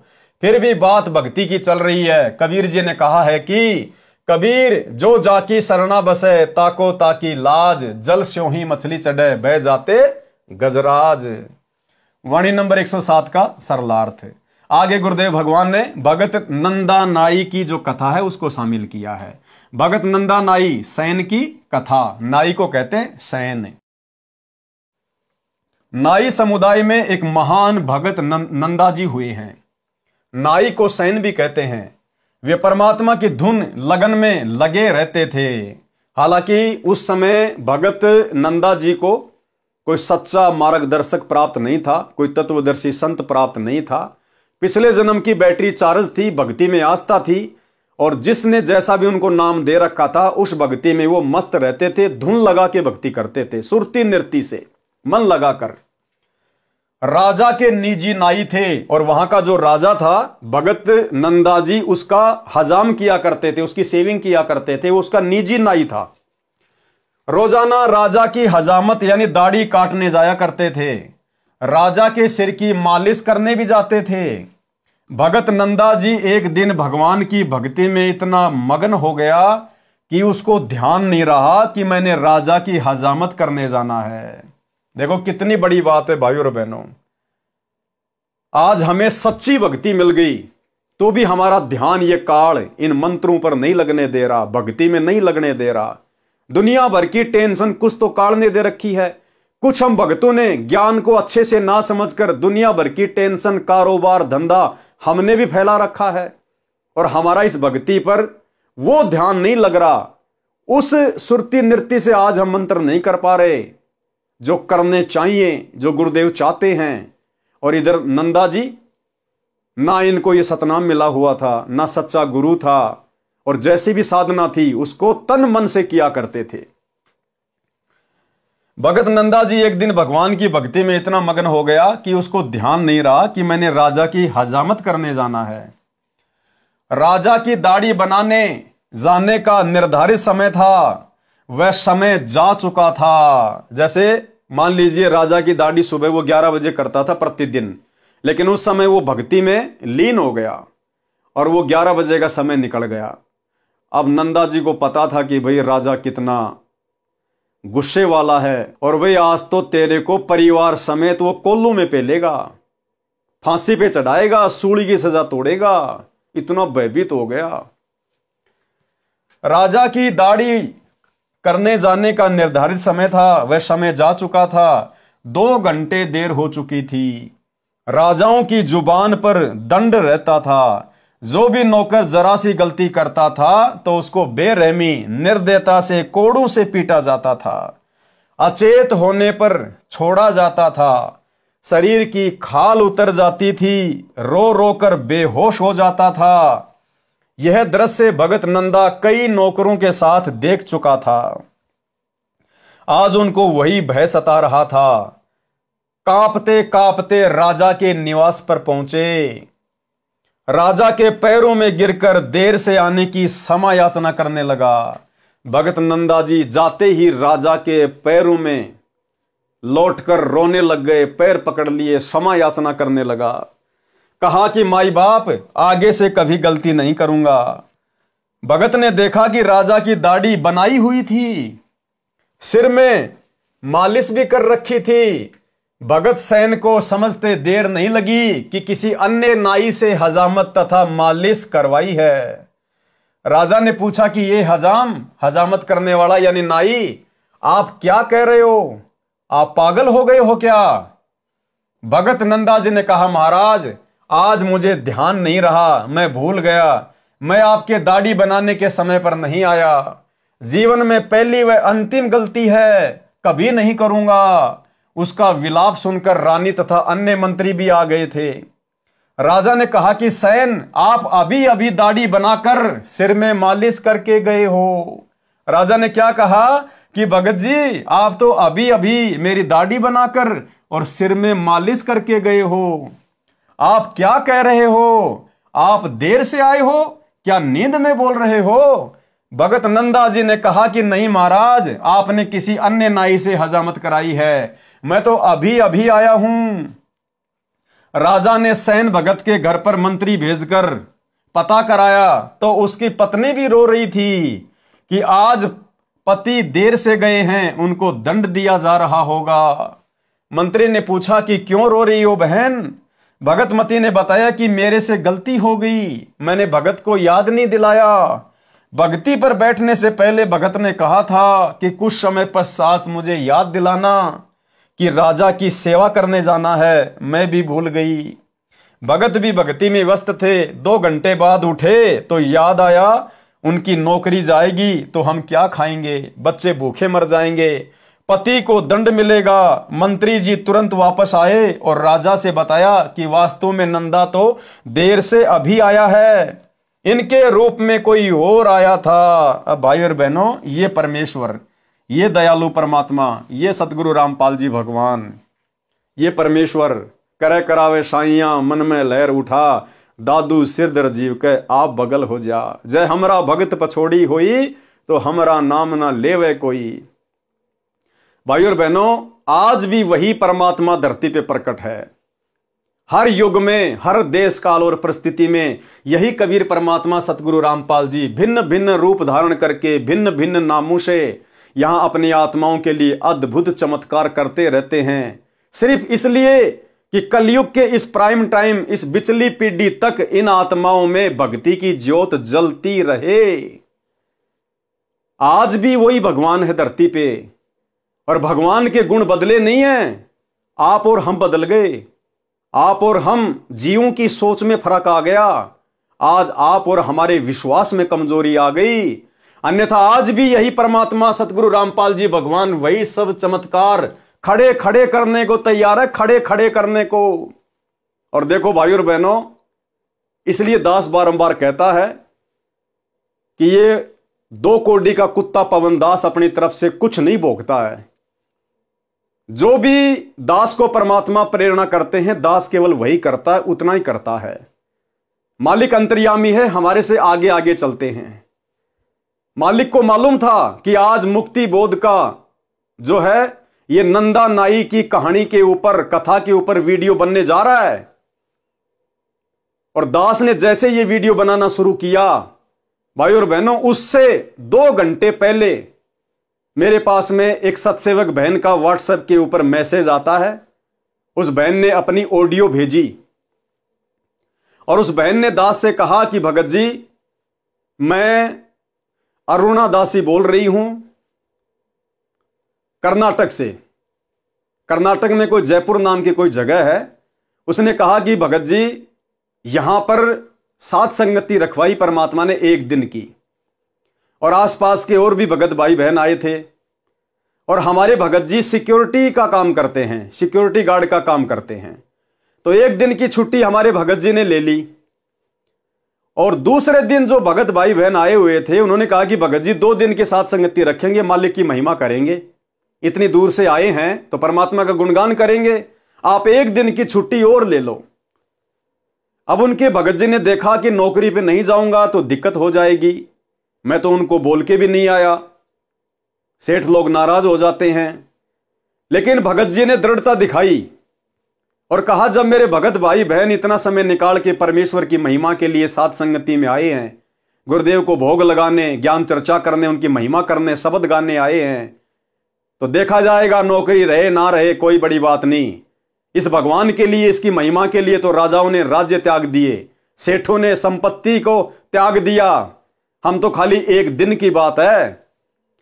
तो उन्होंने ना तो कंपनी में फोन किया, कुछ नहीं किया कि जो होगा सो देखा जाएगा, और कहा ठीक है भगत जी मिलके परमात्मा का भजन करेंगे, परमात्मा को भोग लगाएंगे, मालिक की महिमा करेंगे। और 2 दिन की साथ संगति वहां पे हो गई। तीसरे दिन जब भगत जी अपनी नौकरी करने जाते हैं सिक्योरिटी गार्ड की, तो भाई और बहनों वहां भगत जी को पता चलता है कि कल भगत जी के रूप में परमात्मा ड्यूटी देके गए। सतगुरु रामपाल जी भगवान भगत जी का रूप बनाकर और ड्यूटी देके गए, ड्यूटी देके, और वही नंदा नाई जैसी हालत। भगत जी ने कहा कि मैं तो कल आए नहीं, मेरे घर पे तो परमात्मा का सत्संग था, साथ संगति थी। बोला नहीं नहीं भाई आया क्यों नहीं? वो मालिक कह रहा है कि भाई तू कल आया क्यों नहीं, और देख ये तेरा ये तकिया रखा देख तेरी चेयर पे। तो भगत जी ने देखा कि तकिया तो था ही नहीं यहां पे, ये तकिया यहां कैसे आ गया? परमात्मा जी खुद नया तकिया छोड़ के गए अपनी तरफ से, सबूत प्रमाण। उस मालिक ने देखा था कि वो सिक्योरिटी गार्ड चेयर पर बैठा है, वो तकिया रखा हुआ है। तो उसने कहा कि आप ही तो थे कल यहां पर, और ये तकिया रहा आपका।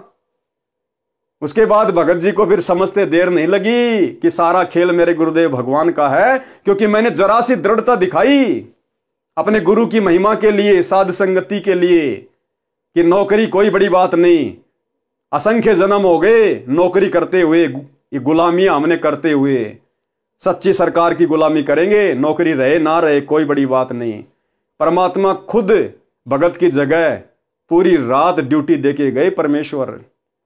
आपको खुद उस बहन की ऑडियो सुनाता हूं भाई और बहनों।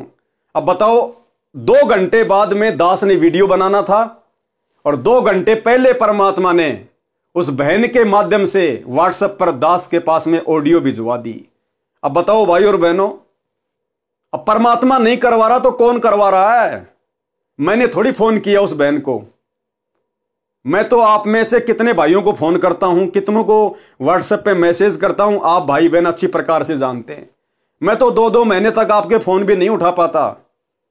तो इस प्रकार हमें विश्वास होता है कि गुरुदेव भगवान नित हमारे साथ में हैं, और सतगुरु रामपाल जी परमेश्वर जी के विशेष आशीर्वाद से, उनकी दया दृष्टि से ये वीडियो बनाए जा रहे हैं भाई और बहनों। आपको उस बहन के मुख कमल से सुनाता हूं, अब आप जी स्वयं सुनिए अपने गुरुदेव भगवान की समर्थता, कि जब हम इस परमेश्वर के लिए 2 कदम आगे बढ़ेंगे तो परमेश्वर क्या कुछ नहीं कर देगा। परमेश्वर कहते जय तू चाले 1 कदम मैं चालू कदम 60, और जय तू हो जा काठ का मैं हो जाऊं लोहे की लाठ। कि हे भगत, अगर तू विश्वास करके इस भक्ति मार्ग पर 1 कदम भी आगे बढ़ेगा, मैं 60 कदम तेरे आगे चलूंगा। और जय तू हो जा काठ का, और अगर तूने अभिमान किया, मान बढ़ाई की, तो मैं फिर लोहे की लाठ, फिर मैं तेरा बाप हूं, मैं तेरे से भी ऊपर वाला हूं फिर। तो परमात्मा कहते हैं भगत बन के भक्ति करेगा तो तेरे आगे खड़ा रहूंगा, तेरे पीछे खड़ा रहूंगा, और अगर जरा सी मान बढ़ाई, अहंकार आ गया, फिर समझ लेना हिरण्याकुश की छाती भी हमने फाड़ी थी, कंस को भी हमने मारा था, रावण को भी हमने मारा था, फिर हम नहीं बकसते किसी को। तो अब आपको बहन के मुख कमल से सुनाते हैं परमात्मा ने क्या चमत्कार किया। यानी भाई और बहनों, हमें विश्वास होना चाहिए, ये भक्ति युग चल रहा है, आने वाले समय में खड़े खड़े चमत्कार होंगे, इस प्रकार के खड़े खड़े। देखो आज ये विज्ञान है, आज ये विज्ञान है, और आज ये विज्ञान से सारे सब कुछ ये काम हो रहे हैं, टीवी, रेडियो, इंटरनेट जो भी है, ये गाड़ियां वगैरह, ये बसें वगैरह, ये एरोप्लेन वगैरह। अब पहले के समय में क्या था भाई और बहनों, ये विज्ञान नहीं थी, पहले के समय में आध्यात्मिक विज्ञान थी। पहले लोगों की भक्ति से परमात्मा चमत्कार किया करते थे, उनमें सिद्धियां आ जाया करती थी। इस विज्ञान की आवश्यकता नहीं थी पहले, ये तो बहुत ही घटिया और निम्न स्तर की चीज है। आध्यात्मिक विज्ञान जो सिद्धियों से जो चमत्कार होते हैं, ये विज्ञान नहीं कर सकती। लेकिन वर्तमान में लोगों के पास में आध्यात्मिक शक्ति नहीं है, भक्ति नहीं है, इसलिए विज्ञान का सहारा लेना पड़ रहा है। और पहले के टाइम पे ये विज्ञान नहीं थी, पहले के समय में भक्ति हुआ करती थी, लोग अपनी तपस्या करते थे, भक्ति करते थे, मंत्रों का जाप करते थे, मर्यादाओं में रहा करते थे, जिस कारण से उनके साथ में चमत्कार हुआ करते थे, उनके अंदर वो सिद्धियां आ जाया करती थी। और वो सिद्धियों से कुछ भी कर सकते थे, कुछ भी। तो भाई और बहनों, वर्तमान में आप और हमारे पास में वो भक्ति है जो भक्ति सतयुग में नहीं थी, त्रेता में नहीं थी, द्वापर में नहीं थी। फिर भी लोगों ने अपने पिछले जन्मों की भक्ति से बड़े बड़े चमत्कार कर दिए। आप और हमें तो परमात्मा ने वास्तविक भक्ति दे दी। और गुरुदेव कहते हैं जो तुम सुमरण कर रहे हो इसमें 24 सिद्धियां हैं, 24 सिद्धियां। लेकिन आप लोगों ने सिद्धियों का प्रयोग नहीं करना। ये सिद्धियां तुम्हारे ऊपर जब कोई संकट आएगा ऑटोमेटिक अपना काम करेंगी, ऑटोमेटिक। तुमने इन सिद्धियों से कार्य लेने की जरूरत नहीं है, अन्यथा मर्यादा खंडित हो जाएगी। जब तुम्हारे ऊपर कोई आपत्ति आएगी, इस भक्ति की शक्ति से ये सिद्धियां ऑटोमेटिक तुम्हारे साथ रहेंगी, ऑटोमेटिक अपना काम करेंगी। इसलिए भाई और बहनों, आप और हमने डरने की, घबराने की जरूरत नहीं है। समर्थ हमारे साथ में है, समर्थ की सच्ची भक्ति हमारे पास में है। हमने केवल डरना है तो मर्यादा टूटने से, कि हमारी भक्ति पंचर ना हो जाए, हमारे गुरुजी नाराज ना हो जाएं। आने वाले समय में यह परमात्मा खड़े खड़े चमत्कार करेगा। चमत्कार तो आज भी कर रहा है, साथ में तो आज भी है। वो सिद्धियां आज भी हमारे साथ में बराबर काम कर रही है। तभी तो हम इस घोर कलयुग में हर प्रकार से संघर्ष करते हुए भक्ति कर पा रहे हैं। अन्यथा ये भक्ति काल एक सेकंड भी आपको इस भक्ति पे नहीं टिकने दे, एक सेकंड भी। अगर गुरुदेव भगवान का विशेष आशीर्वाद और ये भक्ति की शक्ति ना हो तो अब सुनिए बहन के मुख कमल से किस प्रकार से गुरुदेव भगवान ने, जिस प्रकार नंदा नाई के लिए परमात्मा ने नंदा नाई की जगह नौकरी की, राजा की हजामत बनाई, सेविंग की, इसी प्रकार अपने भगत के लिए, अपने सत्सेवक के लिए गुरुदेव भगवान ने सिक्योरिटी गार्ड की नौकरी की। सुनिएगा भाई और बहनों। सत्साई पवन भाई विजयपुर कर्नाटक में 2 दिन की सत्संगति थी अरुणदास जी के घर में। तो सभी भाई भगत आए हुए थे। भगत जी ना हमारे सिक्योरिटी ड्यूटी करते हैं वो, तो सिक्योरिटी की ड्यूटी के एक दिन छुट्टी ले लिए। भगत भाई आए थे ना उस दिन, तो दूसरे दिन जाना करके बोले, वो काम पे नहीं गए, नहीं जा पाए। तो सभी भाई भगत बोल रहे थे कि भगत जी आज एक दिन की छुट्टी ले लो करके। भगत जी थोड़ा डर रहे थे। तो भगत जी ने क्या किया, परमात्मा के ऊपर भरोसा रख के परमात्मा को दंडवत प्रणाम किया। परमात्मा के चरण को सबके चिंता छोड़ के उस दिन भगत जी ने छुट्टी की। तो भगत जी के रूप में परमात्मा ने वही जगह पे जाके सिक्योरिटी की ड्यूटी की। परमात्मा ने उधर प्रमाण के लिए तकिया छोड़ के गए। परमात्मा ने भगत जी के रूप में ड्यूटी करी परमात्मा ने। Bhagat ji night duty. सत्साहेब भगत जी, पवन भाई सत्साहेब और सत्साहेब पवन भाई। और दूसरे दिन भगत जी नाइट ड्यूटी पे गए तो मालक को बोले कि मालक मैं 2 दिन से छुट्टी पे था, तो आपको कुछ बुरा लगा क्या करके भगत जी बोले। तो मालक ने बोला कि आप कहाँ 2 दिन छुट्टी पे थे, एक ही दिन तो आए, एक दिन छुट्टी किया आपने, 2 दिन कहाँ पे छुट्टी किया नहीं करके ऐसे बोले मालक। तो भगत जी उनको पूछे ये तकिया किसका है मालक, दूसरे को लगाए थे क्या ड्यूटी पे करके बोले। तो वो मालक बोले कि नहीं किसी को नहीं लगाया, आप ही का है वो तकिया करके, आप आए थे ना, आप ही का है वो तकिया करके ऐसा बोले भगत जी मालक। सत्साहेब भगत जी, पवन भाई सत्साहेब। भगत जी ने जाके पूछा क्या आपने किसी और को ड्यूटी पे लगा लिया क्या, ये तकिया किसका है। तो उस मालिक ने कहा कि नहीं, अरे कल आप ही तो बैठे थे इस तकिए का सहारा लेके, कल आप ही तो बैठे हुए थे, ड्यूटी कर रहे थे। आपने तो खाली 1 ही दिन की छुट्टी ली थी, 2 दिन की कहां ली, कल तो आप आए थे ड्यूटी पे। और ये तकिया आपका ही तो है, ये तकिया प्रमाण है भाई और बहनों, परमात्मा छोड़ के गए अपनी तरफ से। कौन कहता सत्सेवकों के साथ भगवान नहीं है, पल पल हैं, पल पल छाया की तरह। जो बच्चा गऊ की नजर में यूं साईं को संत, भगतों के पीछे फिरे भगत वत्सल भगवंत। अरे जब पीपा भगत जी और उसकी पत्नी सीता जी द्वारिका देखने के लिए समुद्र में छलांग मार गए, तो उस समय अगर कोई यह सोचता कि श्री कृष्ण जी थे तो श्री कृष्ण जी ने तो खाली एक अंगूठी दी थी उनको वापस आते समय कि लो मेरी अंगूठी लेके जाओ। थे वो खुद कबीर परमात्मा ही जिन्होंने श्री कृष्ण जी के रूप में समुद्र के नीचे द्वारिका रस दी अपने भगत के लिए, और वापस आते समय उन्होंने अपनी अंगुली से अंगूठी निकाल के दी जो आज भी वृंदावन में रखी हुई है। तो उस समय तो एक छोटी सी अंगूठी दी थी, आज तो भगवान 5 किलो का तकिया रख के चले गए। तकिया वही भगवान है आज भी, दूसरा नहीं है। भगवान नहीं बदला है। कौन कहता है भगवान आते नहीं, हम भिलनी के जैसे बुलाते नहीं, मीरा के जैसे बुलाते नहीं। तो ये भाई और बहनों, अब ये चमत्कार नहीं तो और क्या है। धरती पर परमात्मा प्रकट है, पल पल अपने सत भक्तों के साथ में है। अगर जरूरत है तो केवल विश्वास करने की। अब यदि भाई और बहनों भगत जी की विश्वास नहीं करते और कहते कि नहीं नहीं भगत जी मेरे को ड्यूटी पे जाना जरूरी है, नहीं तो मालिक मुझे नौकरी से बाहर निकाल देगा।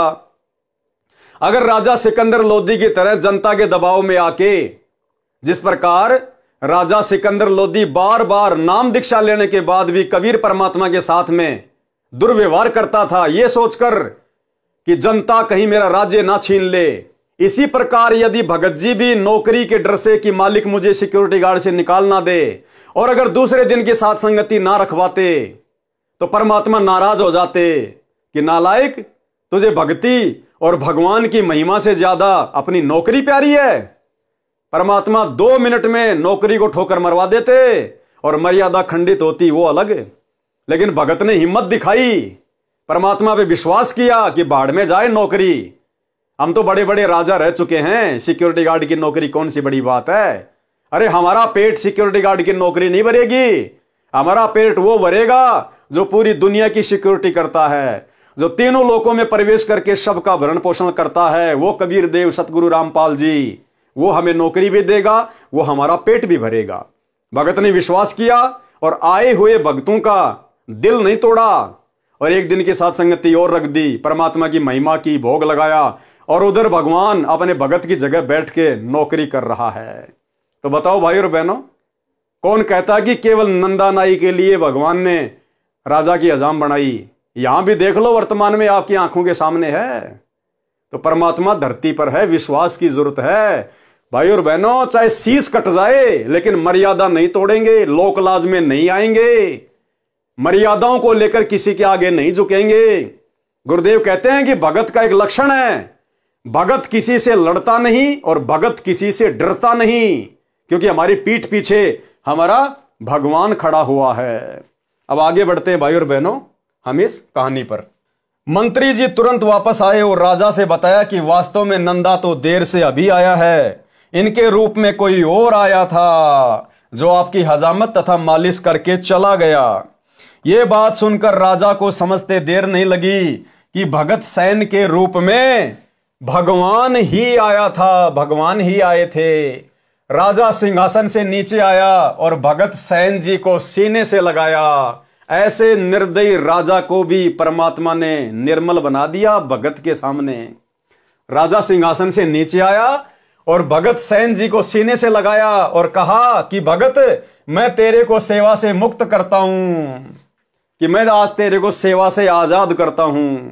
आज के बाद तू मेरी दाढ़ी नहीं बनाएगा और पूरी जिंदगी का तेरे बच्चों का पालन पोषण की मैं जिम्मेदारी लेता हूं।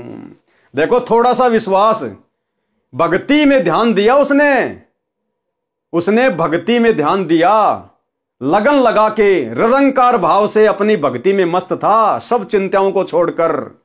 देख लो, जरा सा भक्ति में ध्यान क्या लगाया, परमात्मा ने आजीवन का सुख दे दिया, आजीवन का सुख। तेरे को राज दरबार में दरबारी रखता हूं।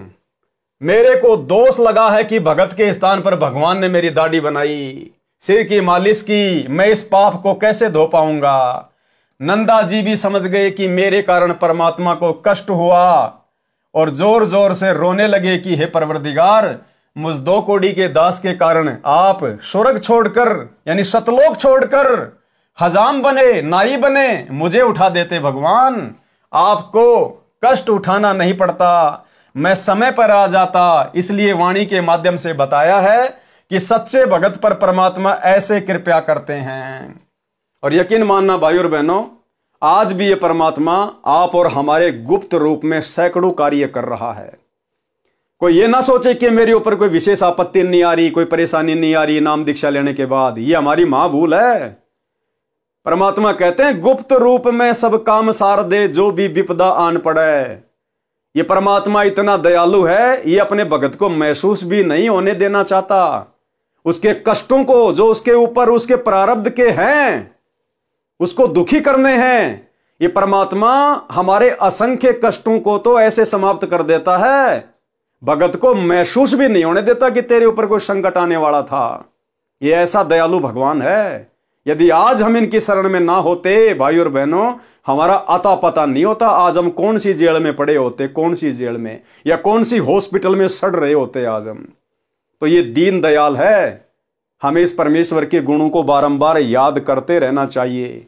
और शौपन में भी हमने मर्यादा तोड़ने की सोचनी भी नहीं है, तोड़ना तो बहुत दूर की बात है। वाणी नंबर 108 का सरलार्थ। इस वाणी में महाराष्ट्र के भगत नामदेव जी पर परमात्मा की कृपा का वर्णन है। संत नामदेव जी पर प्रभु कृपा। तो भाई और बहनों, आज के वीडियो में हम केवल इतना ही लेंगे गुरुदेव भगवान के आशीर्वाद से। आज हमारा मुक्ति बोध के ऊपर सतगुरुदेव भगवान की विशेष रजा से ये 10वां वीडियो है। और कल रात्रि 8 बजे सभी भाई बहन फिर से लाइव जुड़िए एक नए वीडियो के साथ में। तब तक गुरुदेव भगवान हम सबको आज्ञा दें, इजाजत दें, आशीर्वाद दें। बंदी छोड़ सतगुरु रामपाल जी भगवान की जय हो।